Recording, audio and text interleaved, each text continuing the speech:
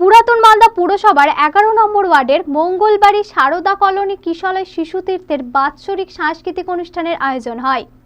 রবিবার সন্ধ্যায় সাংস্কৃতিক অনুষ্ঠানে প্রধান অতিথি ছিলেন মালদা চক্রের অবর বিদ্যালয় পরিদর্শক ভরত ঘোষ, 7 নম্বর 11 নম্বর ওয়ার্ডের কাউন্সিলর অসীম ঘোষ, 19 নম্বর ওয়ার্ডের কাউন্সিলর শত্রুঘ্ন সিনহা বর্মা, বিশ্বজিৎ হালদার সহ এলাকার বিশিষ্টরা।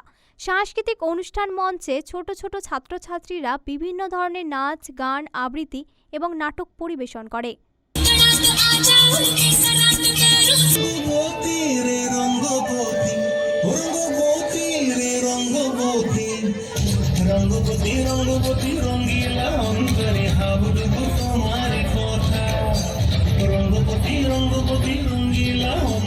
পরিচালনায় আজকে আমাদের স্কুলের ছোটো ছোটো শিশুদেরকে নিয়ে এক সাংস্কৃতিক অনুষ্ঠান করা হয়েছে।